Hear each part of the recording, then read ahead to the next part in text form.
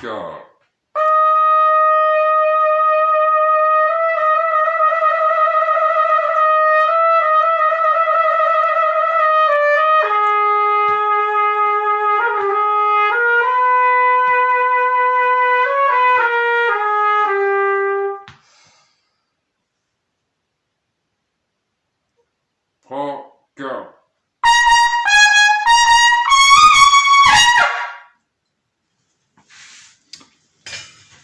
Voilà, bonjour à tous, je viens vous présenter aujourd'hui la méthode que je viens de faire qui s'appelle le souffle du chant, qui est disponible sur l'application Trompette Actu à télécharger gratuitement. Donc je commence cette vidéo par deux phrases assez connues dans deux styles différents.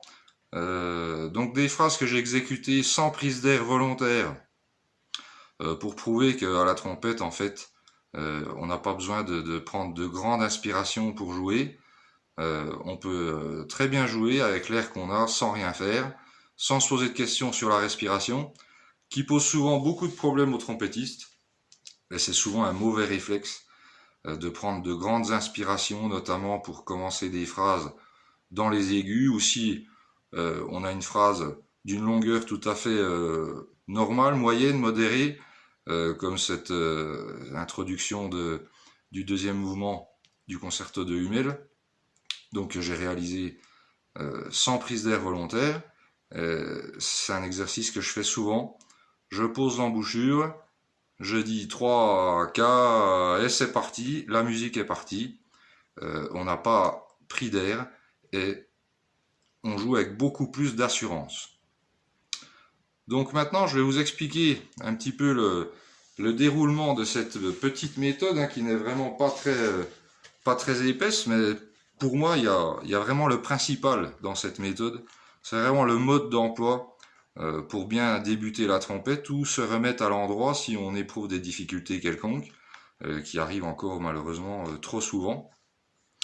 Donc je vous invite vivement à lire toutes ces explications, donc qui décrivent notamment la posture. Alors la posture, c'est vraiment la base de la base. Si on ne se tient pas droit, la colonne d'air ne sera pas droite, donc l'inspiration et l'expiration ne sera pas de bonne qualité. Et donc le simple fait de ne pas se tenir droit vous fera déjà jouer à l'envers. Donc j'écris dans la méthode tout simplement, pour se tenir droit, c'est assez simple. Vous vous mettez dos à un mur. Vous serez peut-être un peu surpris par la sensation que ça procure au départ. Certaines personnes sont vraiment très droites comme des i.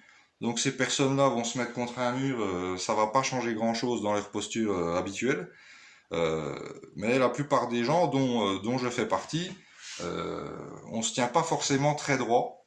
Donc le fait de se mettre contre un mur, ça permet vraiment de prendre conscience de la posture à adopter.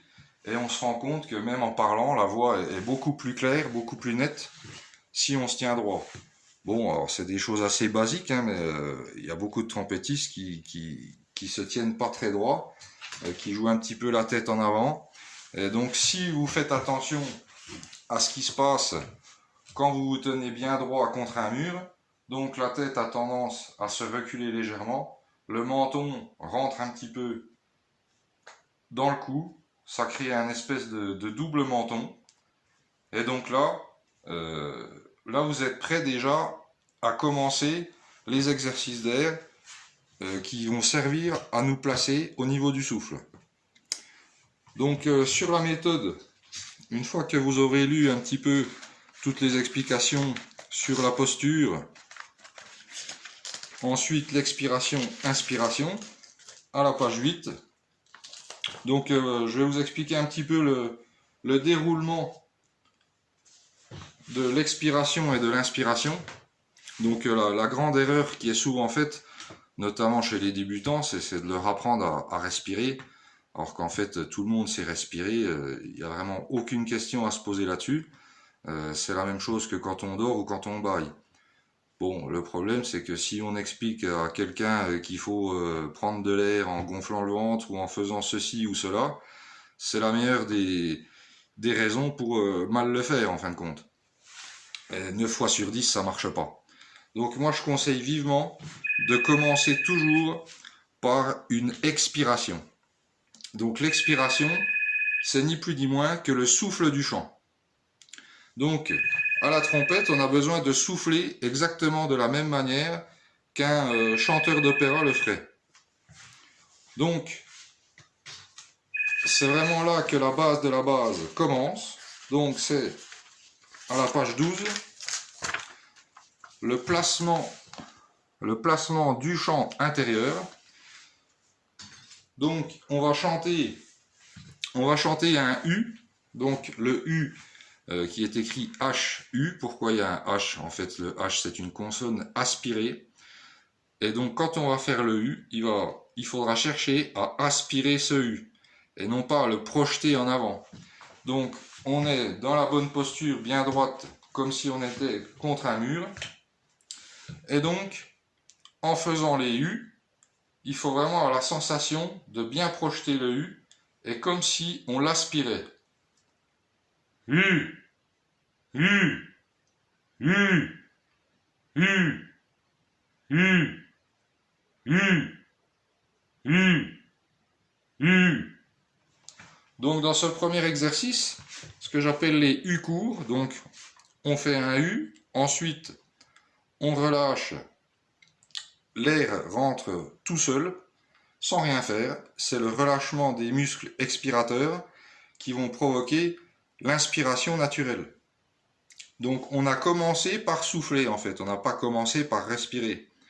C'est exactement pareil que quand on dit bonjour, vous rentrez dans une pièce, vous dites bonjour, vous ne respirez pas avant de dire bonjour. Donc là c'est exactement le même principe. Donc si vous le faites correctement,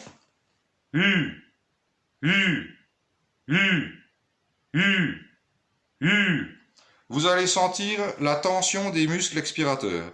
Les muscles expirateurs sont les muscles du dos. Donc, vous pouvez faire le test en mettant une main sur le muscle du dos. Donc là, en l'occurrence, j'ai mis ma main droite sur le dorsal gauche. Et donc, vous allez tousser pour sentir la contraction du muscle. Donc, cette tension, c'est exactement la même qui doit se produire quand on joue de la trompette. Vous pouvez reproduire cet exercice en mettant les mains sur les côtes flottantes, donc là sur les côtés, et sur le nombril. C'est exactement cette mécanique qui va se produire à chaque fois que vous allez produire un son dans la trompette. Et plus ce son va être aigu, plus la tension va s'accroître. Donc tout ça, ça doit se faire progressivement et en souplesse. Si on tend volontairement les muscles avant de jouer, il y a de grandes chances qu'on ferme la gorge, notamment si on doit attaquer dans les aigus. Donc, on revient à ces U. Ces U courts, vous pouvez les faire en mettant une main sur le grand dorsal. U, U, U. Ensuite, sur les côtes flottantes. U, U, U, U. À chaque fois, il y a une poussée qui est provoquée par le U qui est bien projeté comme un chanteur d'opéra, ce qu'on appelle aussi la véhémence. Donc c'est le fait de s'exprimer clairement comme un acteur de théâtre ou un chanteur d'opéra. Un chanteur d'opéra, ça chante souvent sans micro, et bon, toute l'assemblée entend clairement ce qui se passe. Et ensuite sur le nombril, là vous vous rendrez compte que le nombril, à chaque U, il va rentrer légèrement vers l'intérieur. C'est ce qui va faire pression sur le diaphragme qui va ensuite appuyer sur les poumons. Sachant que le diaphragme, il sert uniquement, ou en grande partie, à respirer. C'est grâce à lui qu'on respire quand on dort. Donc c'est le relâchement des muscles expirateurs qui va provoquer l'inspiration naturelle, donc le diaphragme va aspirer l'air. Tout simplement. Une fois que vous aurez fait ces U courts, donc il faut en faire autant qu'il y en a besoin en fait pour se sentir à l'aise. Une fois que c'est le cas, vous pourrez tenir le U jusqu'au bout du souffle. Donc ça, c'est la deuxième portée, le deuxième exercice. Il y a un petit crescendo sous la ronde.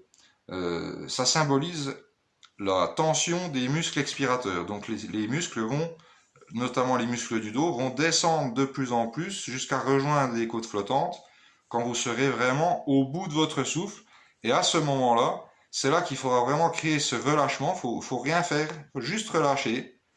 Et là, l'air va rentrer naturellement.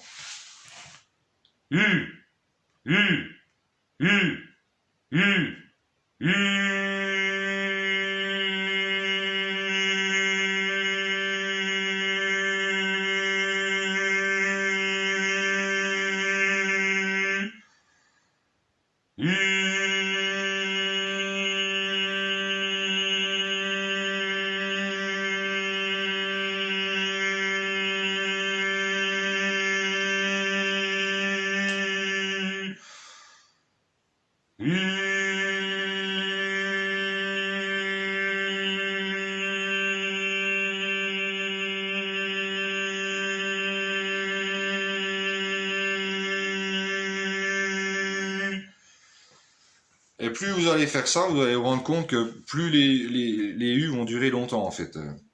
Le troisième, quatrième, cinquième, etc. Ça va vraiment durer de plus en plus longtemps. Il faut vraiment vous concentrer sur ce qui se passe au niveau des muscles expirateurs. Voilà, donc ça déjà c'est le B à bas du trompettiste. Si on ne comprend pas ça, si on ne travaille pas, ça prend pas énormément de temps d'ailleurs. Une fois qu'on commence à maîtriser l'exercice, en 1 ou 2 minutes, c'est fait et ça permet de bien se placer au niveau du souffle et de la respiration. Et toujours bien commencer par souffler et pas commencer par respirer, pardon. Donc on commence par souffler et on laisse ensuite rentrer l'air. Ça c'est vraiment un réflexe à adopter. Dès le départ d'ailleurs, même quand on débute la trompette, il faut déjà s'habituer à ça, parce qu'inconsciemment, la trompette, ça évoque, faut prendre beaucoup d'air et souffler autant qu'on peut. Dans l'inconscient collectif, c'est souvent encore le cas. Et donc il faut chasser ces idées grâce à ces exercices assez simples, hein, qui sont vraiment ouverts à tous. Voilà, donc ça c'était l'introduction de ma méthode. Dans les prochaines vidéos, je vais développer le buzz, le placement de l'embouchure et vraiment la production du son ensuite en amenant la trompette vers les lèvres pour que ça soit vraiment une continuité avec le souffle du chant. Voilà, donc j'espère que cette vidéo sera utile et que les prochaines également. Je vous dis à bientôt. Allez, au revoir.